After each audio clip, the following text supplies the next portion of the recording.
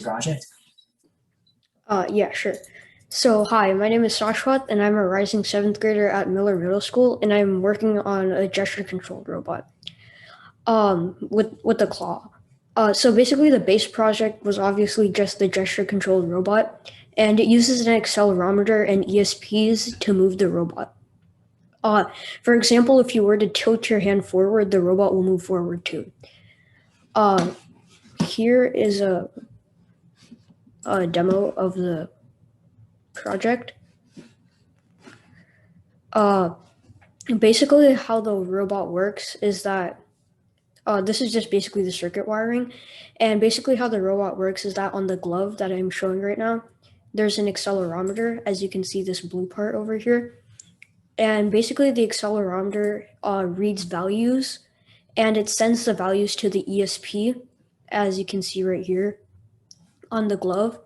And that ESP is connected to the ESP on the robot. And depending on the value that the ESP on the robot receives, it'll move forward, backward, left, or right. And I'm just demonstrating the different ways it can move. Uh, I'll stop sharing. So I chose this project because I thought it was cool how it simulated telekinetic powers, and it also used components I've never used before. So, and I'm also very interested in robotics, so I was already drawn forth to it, and I just thought of it as a learning experience, and also just a very cool project that I was interested in. So so I had multiple modifications I wanted to do, but through process of elimination, I ended up doing a claw modification, and it's right here. Basically, I was thinking of mounting a claw on top of the robot, and I have a whole other glove for my left hand. And based on my movements, the claw will like open, close, move down and up, and different kinds of movements for it.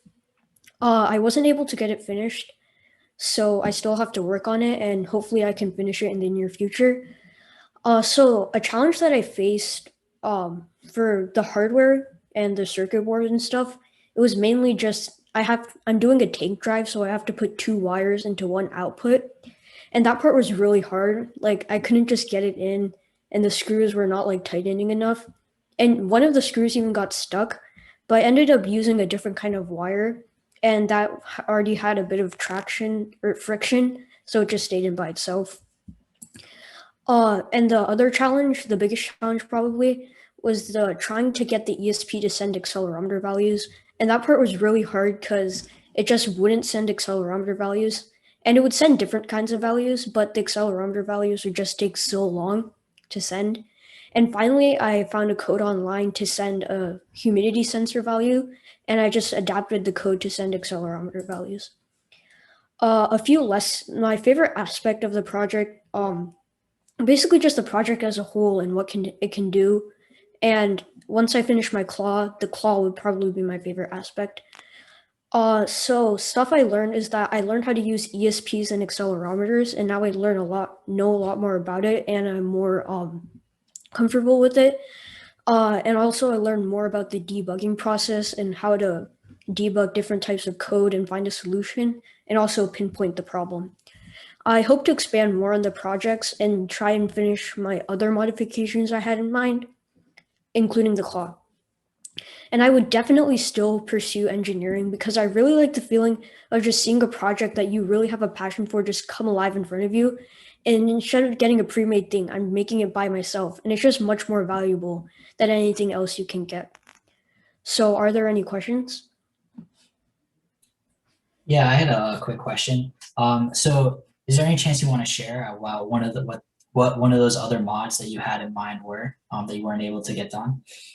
Yeah, the mod that I wanted to do the most was a was a mind control modification, and it uses like this really old toy from like 2010s that called Mindflex, and it basically just reads EG EEG waves from your head. And I'm not exactly sure how it works yet, but using there's also like an eye sensor that you can like connect to your glasses or something, and that just makes the robot move forward, backward, left, and right. and but the Mindflex headset wouldn't come in time, like it and so I couldn't do that much.